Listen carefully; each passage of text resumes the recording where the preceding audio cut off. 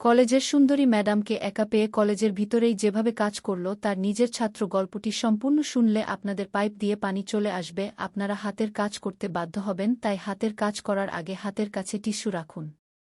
একটি ১৯ থেকে ২০ বছর বয়সী ছেলে কলেজের ক্লাসরুমে তার কলেজের সবচেয়ে সুন্দরী শিক্ষিকার সাথে সম্পর্ক গড়ে তুলছিল এবং সে এমনভাবে সম্পর্ক গড়ে তুলছিল যে তাদের দুজনের আওয়াজ রুমের বাইরে পর্যন্ত পৌঁছাচ্ছিল এবং ম্যাডামও তার পূর্ণ সহযোগিতা করছিলেন।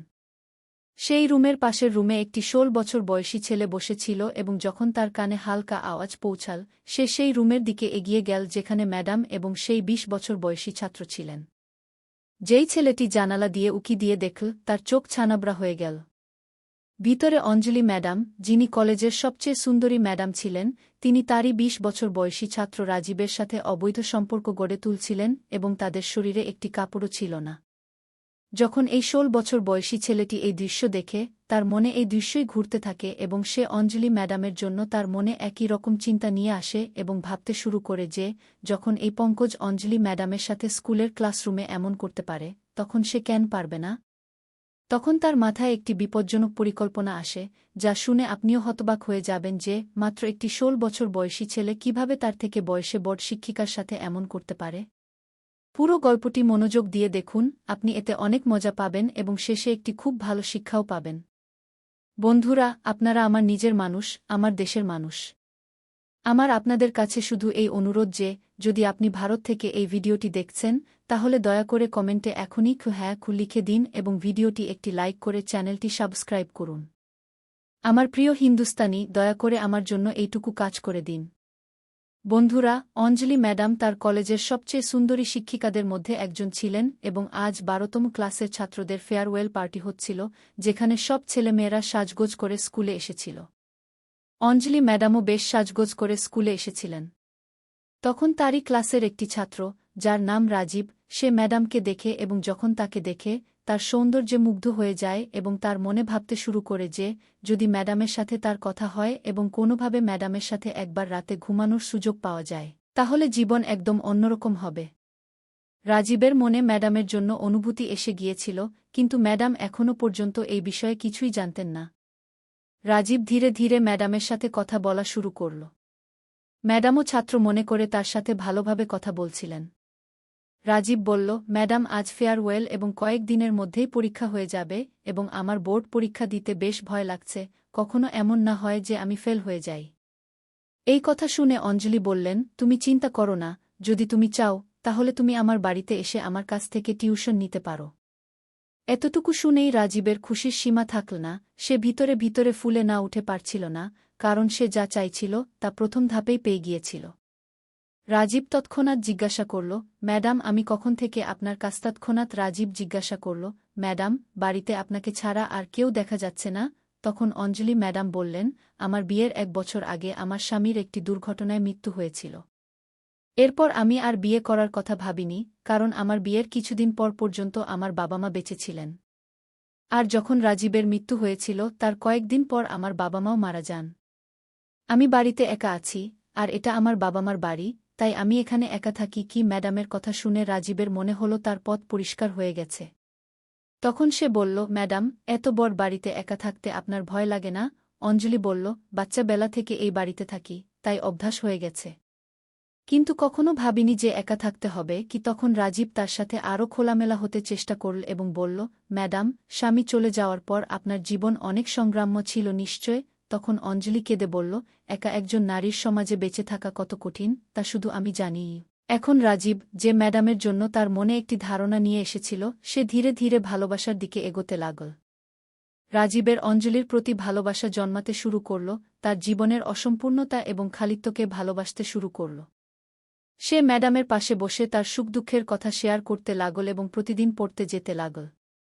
ধীরে ধীরে রাজীব একজন ছাত্র থেকে বন্ধু হয়ে গেল এবং এখন তাদের মধ্যে বন্ধুত্বপূর্ণ আলোচনা হতো।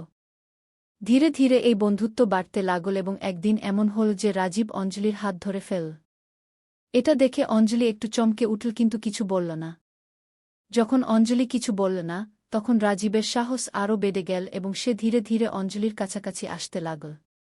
তখন অঞ্জলি তাকে থামিয়ে দিল, কিন্তু রাজীব তার কথা খারাপভাবে নিল না এবং চুপচাপ সেখান থেকে চলে গেল। সেই রাতে অঞ্জলিও বেশ অস্থির ছিল, সে বুঝতে পারছিল না যে রাজীব যা করতে চাইছে তাকে অনুমতি দেবে না কি না। পরের দিন যখন রাজীব আসল তখন সে কিছুটা বিচলিত ছিল। তখন অঞ্জলি জিজ্ঞাসা করল, কি হয়েছে? সে বলল, ম্যাডাম, কিছু না, এমনিই। ধীরে ধীরে তাদের মধ্যে আবার কথা হতে লাগল এবং কথা হতে হতে দুজনেই আবার একে অপরের কাছাকাছি আসতে লাগল। অঞ্জলিও ৭ বছর ধরে স্বামী ছাড়া একা ছিল, তাই তার পা পিছলে গেল এবং সে রাজীবের কোলে ঢলে পড়ল। রাজীবও ধীরে ধীরে অঞ্জলিকে নগ্ন করে দিল এবং তার সাথে সম্পর্ক স্থাপন করতে লাগল।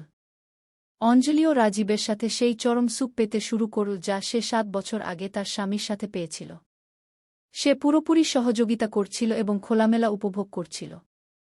রাজীব বাড়ি থেকে ১ ঘণ্টার কোচিং বলে বেরিয়েছিল, কিন্তু আজ অঞ্জলির সাথে তার ৫ ঘণ্টা কেটে গেল এবং তারা দুজনেই বাড়িতে একে অপরের সাথে তাদের হৃদয়ের ইচ্ছা পূরণ করছিল।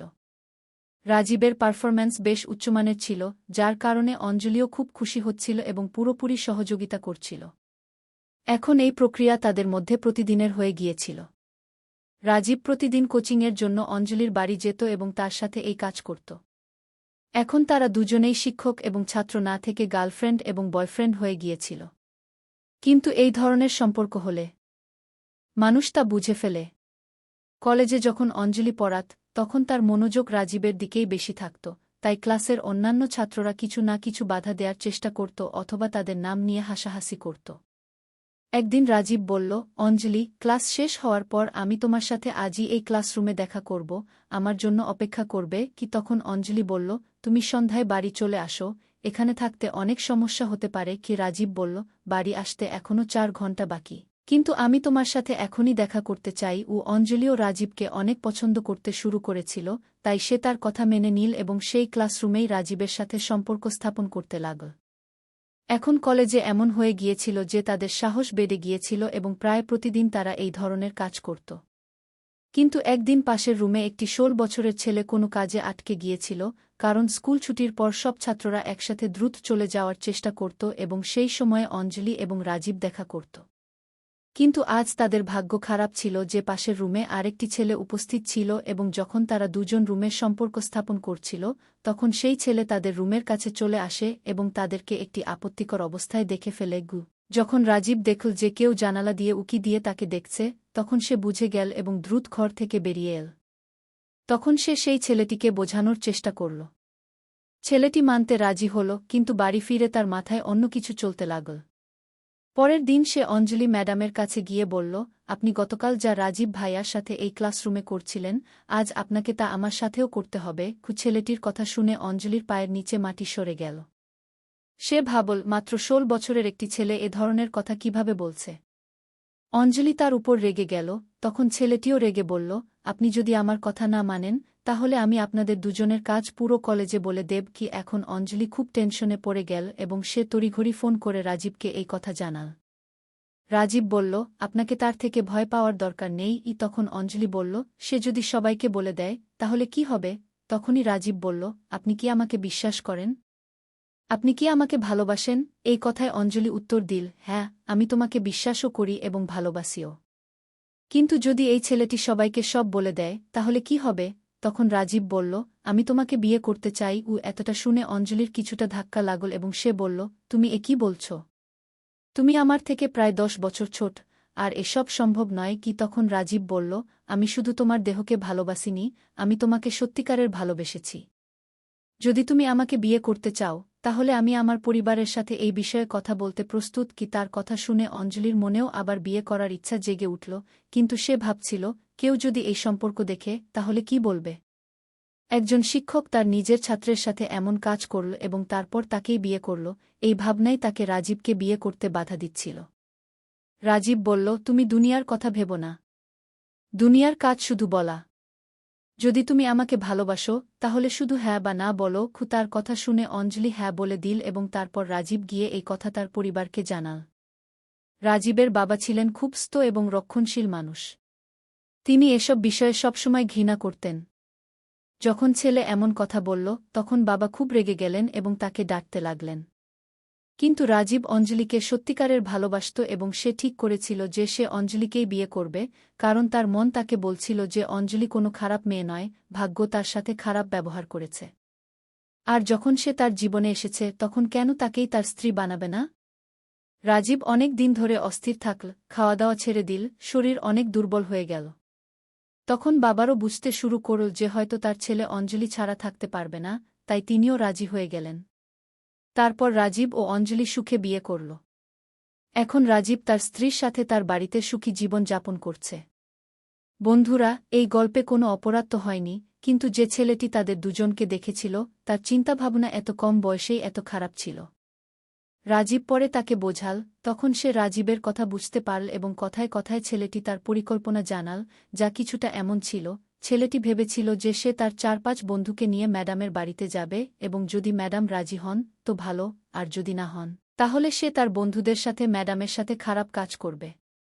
এত ছোট বাচ্চাদের মাথায় কিভাবে এমন মানসিকতা তৈরি হয়? কিন্তু রাজীব কিছু না বলে খুব ভালোবেসে তাকে বোঝাল এবং ঠিকভাবে কথা বলে বলল, আমি তাকে ভালোবাসি এবং সে আমার স্ত্রী। ও এভাবে যখন তাকে বোঝানো হলো তখন সে বুঝতে পারল। আর আজ, যেমন আমরা বলেছি, রাজীব তার জীবন ভালোভাবে কাটাচ্ছে, তার কোনো সমস্যা নেই, কারণ বাড়িতে টাকাপয়সার অভাব নেই। ম্যাডামও তার জীবন যাপনের জন্য একটি সহায়তা পেল এবং রাজীবও অঞ্জলিকে তার স্ত্রী হিসেবে পেয়ে খুব খুশি। বন্ধুরা, গল্পটি আপনাদের কেমন লাগলো কমেন্ট করে জানাবেন। বন্ধুরা, এই গল্প শোনার উদ্দেশ্য কারও মনে আঘাত দেওয়া নয়, কারও অনুভূতিতে আঘাত দেওয়া নয়, কোনো ধরনের অনৈতিকতা বা অশ্লীলতাকে উৎসাহিত করা নয়। এই গল্পের উদ্দেশ্য সমাজে ঘটে যাওয়া এই ধরনের সমস্যা সম্পর্কে সচেতনতা তৈরি করা। এই গল্পের মাধ্যমে আমরা একটি শিক্ষামূলক বার্তা দিতে চাই যে সমাজে এই ধরনের সমস্যাও অনেক জায়গায় এই পরিস্থিতির মাধ্যমে সাধারণ মানুষকে বোঝানোর চেষ্টা করা হচ্ছে যাতে তারা তাদের